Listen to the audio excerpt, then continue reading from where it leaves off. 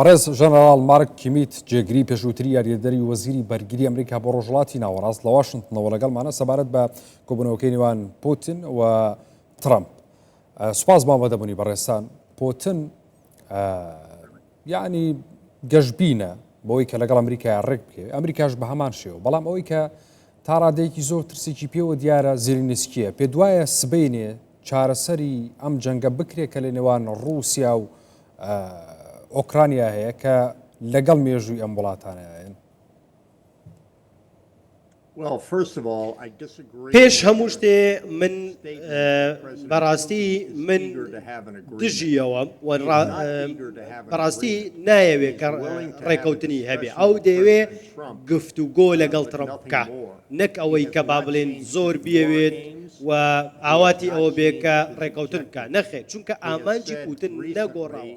ئەڵێ من هێشتا دەمەوێت زیلینسکی لابچێ، من دەمەوێت ئۆکرانیا داگیر بکەم، ئەوەی کە ئەمەوێ بیکەم، من دەمەوێت ئۆکرانیا گەرنتیم بداتێ کە نەچێتە ناو ناتۆ. بۆیە من پێم وانە پوتین پەرۆشی ئەو لووتکەیە بێت. زۆر باشە. ترامپ لە دوانە کیە بوو تا ڕادەیەک سیر بوو، وتی یعنی پوتین ناتوانێت یاری لەگەڵ من بکات. مەبەستی لەمە چی بوو؟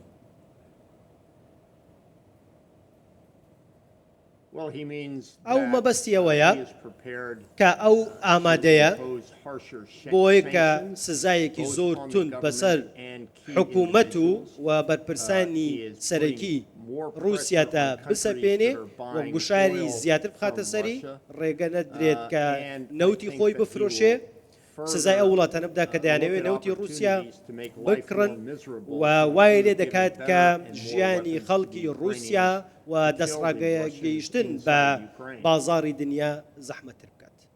زۆر باشە. پێتان وایە سبەی داواکاری سەرۆک ترامپ چی دەبێت لە پوتین؟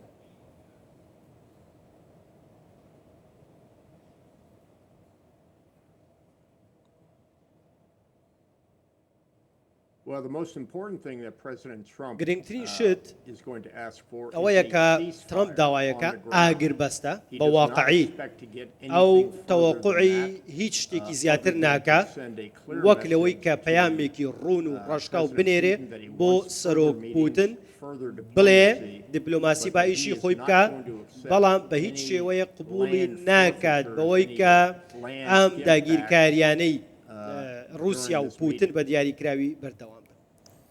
زۆر باشە. زیلینسکی تا ڕادێکی زۆر ترسێک دوودڵیەکی هەیە لەم کۆبوونەوەی کە سبەینی ڕۆدات. ینی ئەم کۆبوونەوەی کە ئەویتیانە ترسی زیلینسکی بۆ چییە؟ بۆ زیلینسکیە ترسێ لە کۆبوونەوەکەی سبەی؟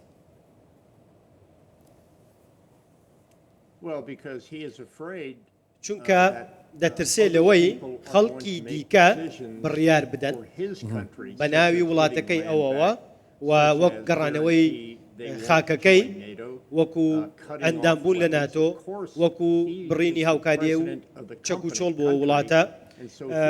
بۆیە ئەو دەیەوێت خۆی دەنگی هەبێ، ڕەنگی هەبێ و ئیرادەی هەبێ، خۆی بڕیار لەسەر وڵاتەکەی خۆی بکە، واتە وڵاتەکەی من هەرزان فرۆش ناکرێ و هیچ کەسێکی دیکە مافێنیە بڕیار لەسەر وڵاتی من بدا. زۆر باشە. پێتان وایە پوتین داواکارێکی تایبەتی هەبێ لە ئەمریکا و یەکێتی ئەوروپا؟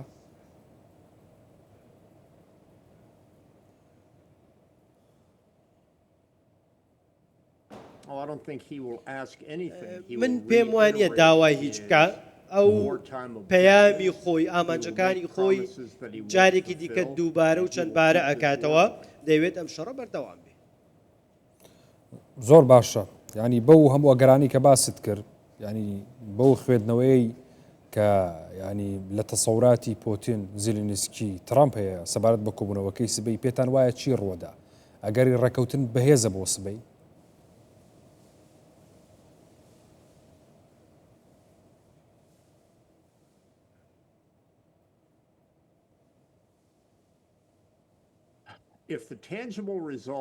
ئەگەر دەرەنجامێکی باشی هەبێ، ئەگەر بێت و ئاگربەست ڕابگەێنرێ و بڵێ دانوستان دەکەین، من پێم وایە ئەمە سەرکەوتووە بێ، بۆ یەکەم کۆبوونەوە سەرکەوتووە بێ. زۆر باشە. ئەی ئەگەر ینی پوتین شەڕانەگرێ، پێتان وایە ترامپ بەوە ڕازیە بێ ئەو خاکەی کە رووسیا گرتوویەتی نەیداتەوە بە ئۆکرانیا لە حاڵەتێکی ئاوادا هەڵوێستی ئەوروپا و ئۆکرانیا چی ئەبێ؟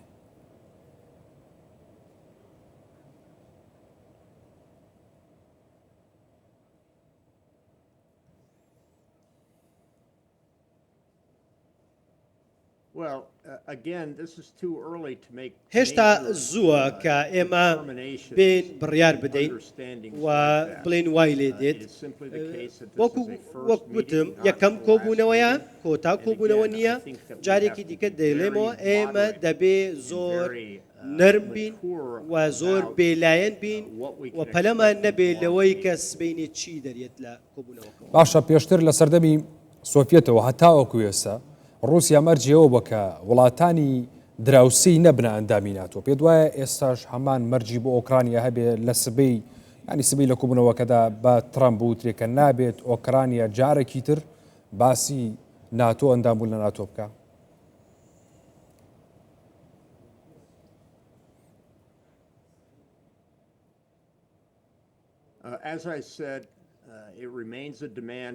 ئەمە دەبێتە داواکاریەکی رووسیا بە دڵنیاییەوە کە نابێ بە هیچ شێوەیە ئۆکرانیا ببێتە ئەندامی ناتۆ.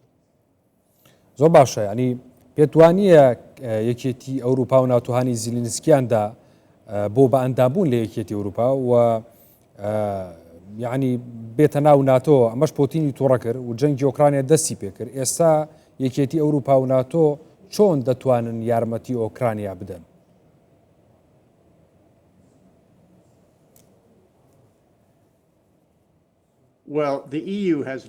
یەکێتی ئەوروپا هیچی پێ ناکرێ و ئەندامبوون لە ناتۆش ناتۆ بڕیاری لێدا بەڵکو ئەو ئەندامانەی ناتۆن بڕیارەدەن کێ بێتە ئەندامی ناتۆ. یەکێتی ئەوروپا ئەتوانێ لە دوای شەڕ کە ئەگەر شەڕ ڕاگیرا ئەو هاوکاری ئۆکرانیا بکات بۆی کە وڵاتەکەی بنیا بنێتەوە ملیارەها دۆلار ڕەوانەی ئۆکرانیا بکەن بۆی کە ژێرخانی وڵاتەکەی خۆی پێ بخاتەوە سەر پێ هەر کێشەی ئەجار لە بواری کارەبایە ئاوە خزمەت گوزاریە بەڵکو لە ڕووی ئابوووریەوە مەبەستم هاوکاریەکەن بەڵکو پێم وانێ لە ڕووی سەربازیەوە. زۆر باشە پێتان وایە ئۆکرانیا لە سەر داواکاریەکانی پێش جەنگ ئێستاش سوورە لەسەری؟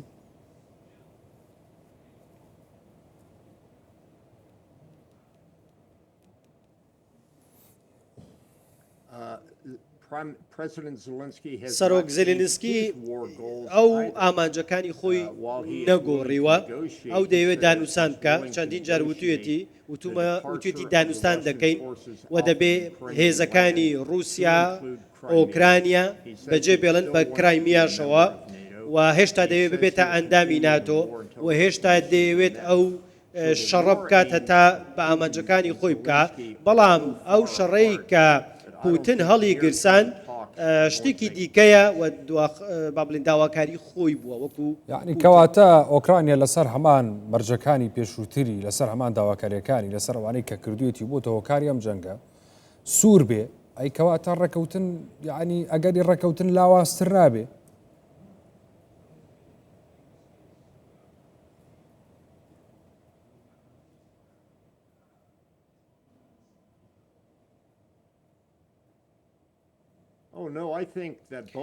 نەخێر من پێم وایە هەردوو لە دەیانەوێت ئاگربەست ڕاگەیەنرێ بەڵام لەگەڵ ئاگربەست دەبێ ئەو کاتە بقۆزنەوە بۆی کە با بڵێن هێزی خۆیان و بەرگری خۆیان چەکوچۆڵی سەربازی زیاتر کۆبکەنەوە بۆیە ئاگربەست هیچ کات ئاماژە نییە بۆ ئەوەی کە شەڕ بە تەواوی کۆتایی بێ بەڵکو ئەبێتە ململانەیەکی چەقبەستوو و خۆی با بڵێن دەشارێتەوە لە ژێر پەردەی گەمارۆدا وەکەوەی کە لە هندستان و لە پاکستان بە هەمان شێوە لە 2020 تا 2022